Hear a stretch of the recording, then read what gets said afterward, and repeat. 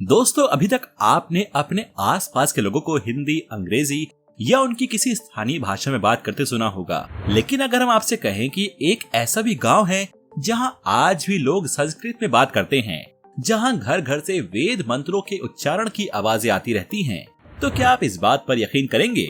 यकीन करना भले ही मुश्किल हो, लेकिन एक ऐसा ही गांव सच में भारत के अंदर स्थित है। तो कौन सा है ये गांव और कैसे हुई इस सब की शुरुआत? आइए जानते हैं हमारी आज की इस वीडियो में। दोस्तों, दुनिया में गिने चुने स्थान ऐसे बचे हैं जहां संस्कृत आज भी चलन में है, और ऐसा ही एक गांव है मत्तुरु। मत्तुरु कर्नाटका के शिवमोगा जिले में बसा एक छोटा सा गांव है जो टुंगा नदी के तट पर स्थित है। यहाँ के लोग आज 21वीं सदी में भी संस्कृत की वैदिक जीवन शैली का पालन करते हैं। 2011 में हुई जनगणना में इस गांव की कुल आबादी मात्र 3000 थी। वैसे तो यहाँ की आधिकारिक भाषा कन्नड़ा है, लेकिन अगर आप यहाँ किसी से बात करने की कोशिश करेंगे या कुछ पूछेंगे तो आपको उसका जवाब संस्कृत में ही मिलेगा। इस पूरे गांव के लोग न केवल संस्कृत बोलते हैं बल्कि उसे समझते और उसे जीते भी हैं। यहाँ आप जिस गली में निकल के जाएंगे उसी गली में आपको वेद मंत्रों का जाप सुनाई देगा। मत्तुरु के संस्कृत गांव बनने के पीछे भी एक कहानी है। ये बात आज से लगभग 42 साल पुरानी है, जब सन 1981 में शास्त्रीय भाषा को बढ़ावा देने वाली एक संस्था संस्कृत भारती ने यहाँ पर 10 दिवसीय संस्कृत कार्यशाला का आयोजन किया था। इसी कार्यशाला में उडुपी के पेजावर मठ के साधु संतों ने भी भाग लिया था। कार्यशाला के दौरान ही एक साधु ने गांव वालों को वेदों में लिखी हुई इस संस्कृत भाषा और उससे होने वाले फायदे के बारे में बताया और उनसे संस्कृत को विलुप्त होने से बचाने का आह्वान किया। उस साधु के आह्वान पर पूरे गांव वालों ने संस्कृत को अपनी बोलचाल के रूप में अपना लिया और तब से मत्तुरु संस्कृत का घर बन गया।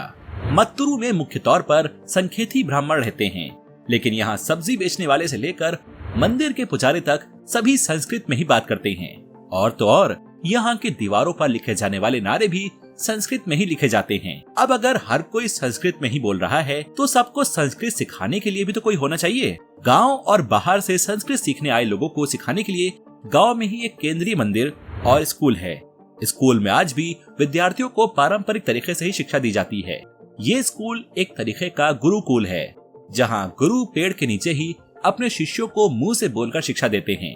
यहाँ लोगों को 5 साल तक संस्कृत और वेदों को पढ़ाया जाता है।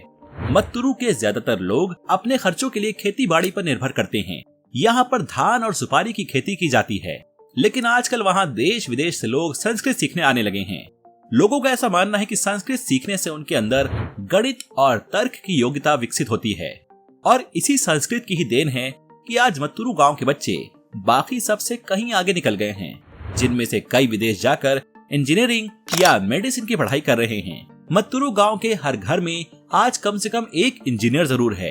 30 से अधिक संस्कृत के प्रोफेसर भी मत्तुरु से रहे हैं।